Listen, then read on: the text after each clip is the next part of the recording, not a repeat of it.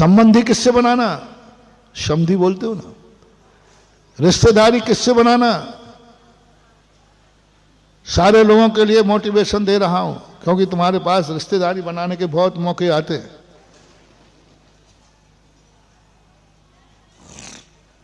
अपने रिश्तेदारी बनाने के मौके आते, बच्चों की शादी विवाह होते हैं। लो, मैं संबंध बनाने की बात नहीं कर रहा हूं, बनाना ही है तो अपने बराबरी वाले से बनाना है, दोनों का कुल एक हो। कुलहीन से संबंध नहीं बनाना, दोनों की जाति एक हो, कुजाति से संबंध नहीं बनाना। दोनों का धर्म एक हो, दोनों परिवार के आचार और विचार एक हो, दोनों परिवार का आचार विचार एक हो, दोनों परिवारों का धर्म एक हो, दोनों परिवारों का भगवान एक हो, दोनों परिवारों का गुरु एक हो, दोनों परिवारों का नमोकार मंत्र एक हो। जाओ बनाओ संबंध, मैं आशीर्वाद देता हूं तुम्हारा संबंध खुशी रहे। हालांकि मुझे संबंध का आशीर्वाद देना नहीं चाहिए, मुझे किसी अदालत के झगड़ों का निपटारा करना नहीं चाहिए, लेकिन मैंने कहा ना, ऐसा निर्णय अदालत करना पड़े तो मैं फैसला लिखूंगा जहां दोनों अपने अपने आप को अपराधी कह रहे हैं। दोनों लोग एक साथ कह रहे हैं, नहीं मैं अपराधी, मैं अपराधी, मैं अपराधी। इसी प्रकार मैं तुम्हारे संबंधों को बढ़ाना नहीं चाहिए, मैं तो संबंध तोड़ने के पक्ष में हूं, तोड़ने के नहीं। संबंध कभी तोड़ना नहीं, संबंध छोड़ देना। संबंध बिगाड़ना नहीं है, संबंध छोड़ना है। हम लोगों ने संबंध बिगाड़े नहीं है, संबंध छोड़े। और तुम लोग क्या करते हो? बिगाड़ लेते। संबंध बिगाड़ना नहीं, चलो मैं संबंधों का परखता, बस आप एक नियम करो, रिलेशनशिप उनसे हो, दोस्ती उनसे हो। हमारे आचार्य महाराज एक बहुत अच्छा दोहा बोला करते थे, चित्त मिले तो चेला कीजिए, चित्त मिले तो चेला कीजिए, वित्त मिले तो मेला, साधु मिले तो संगति कीजिए, नहीं तो रहे अकेला। कितनी बड़ी बात कह दी। चित्त मिले तो चेला किसको बनाना?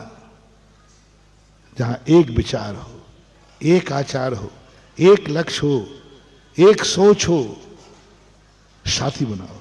चेला का अर्थ आप लोग लगा लेना, आप अपना गृहस्थी का, शादी ब्याह का, कौन तुम्हारे जीवन का साथी होगा?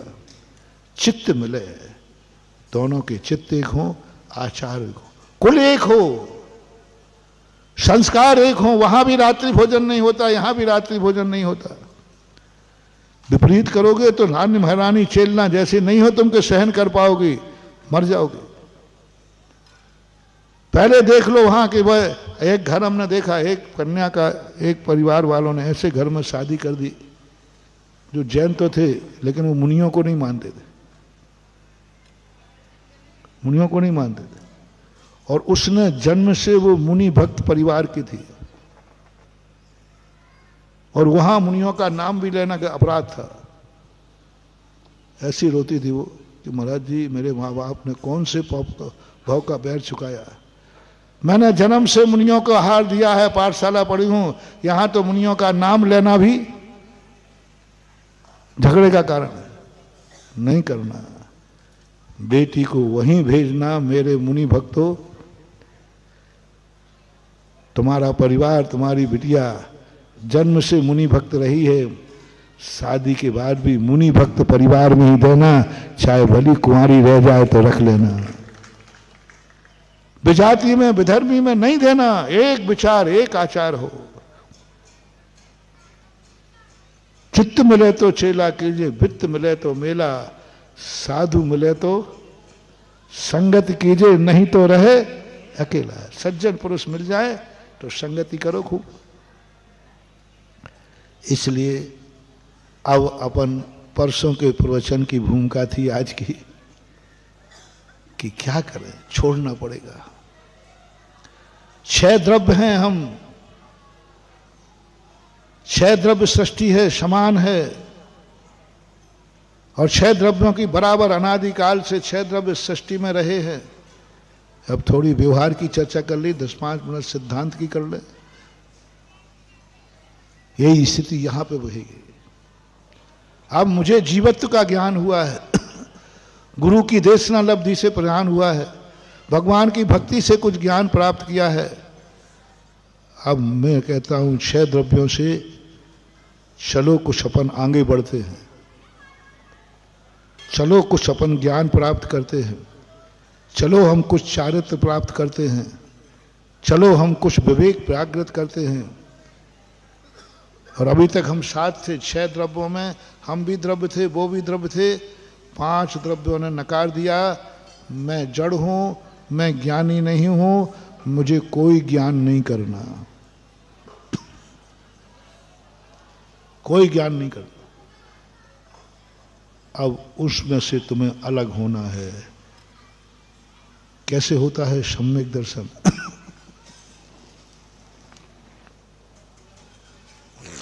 अनादिकाल से अपन लोग जड़ की संगति में जड़ बने रहे। अब जैसे तैसे चैतन्य भाव जागा है। अब क्या करें, 5 द्रव्य हमारे छूटेंगे, हम अकेले पड़ जाएंगे। और 5 द्रव्यों से अलग होना, विरोध लेना हिम्मत की बात है, तुम अकेले पड़ जाओगे। क्योंकि 5-6 द्रव्यों में से स्पष्ट मीटिंग हुई, अपन सब एक साथ रहे हैं, सब चलो एक साथ सम्यक दर्शन ज्ञान चारित्र प्राप्त करेंगे, एक साथ अपन विवेक जागृत करेंगे। 5 द्रव्य, पुद्गल, धर्म, अधर्म, आकाश और काल, इनने कह दिया तुम 100 मूढ़ के हो जाओ। मैं तो अचेतन था, अचेतन ही रहेंगे, मूर्ख था, मूर्ख ही रहेंगे, जड़ थे, जड़ ही रहेंगे। अब यदि तुम्हें 5 से राग है तो तुम भी जड़ बने रहो। वो फैल हो रहा है, तुम भी फैल हो जाओ। वो कुएं में मर रहा है तो तुम भी मर जाओ। नहीं, अब नीति कहती है देखो तुम 5 ज्ञानी बनते हो कि नहीं? नहीं, नकार दिया उन्होंने, हो ही नहीं सकता ज्ञान, वो तो जड़ है। अब तुम्हें अकेला मोह छोड़ करके अलग होना है। हिम्मत की बात है। अकेले पढ़ रहे हो, और जो छूटने वाले हैं वो कितने हैं? 5। यदि 5 विरोध में चले गए बेटा तो साफ का बात। ऐसे ही नहीं सम्यक दर्शन होता है। असंख्यातों अनंत जीवों में चंद लोगों को सम्यक दर्शन होता है। 6 लोगों के बीच की दोस्ती है, मेजॉरिटी है, और 6 लोग शराब पी रहे हैं, सब कुछ कर रहे हैं। अब तुम अकेले मार पड़ रहे हो, नहीं पियोगे तो हो सकता है उन 5 से तुम्हारी दुश्मनी हो जाए, वो तुम्हारे विरोध में चले जाए, वो कहो तुम्हारे लिए इतनी दुश्मनी बनाने, होता है कई बार ऐसा। अब क्या करोगे आप? वो तो निर्णय हो चुका कि वो तुम्हारे साथ होने वाले, वो छोड़ने वाले नहीं हैं। अब तुम्हारा फैसला है क्या करना। अब हिम्मत की बात है। मोह, 5 का मोह तोड़ सकते हो,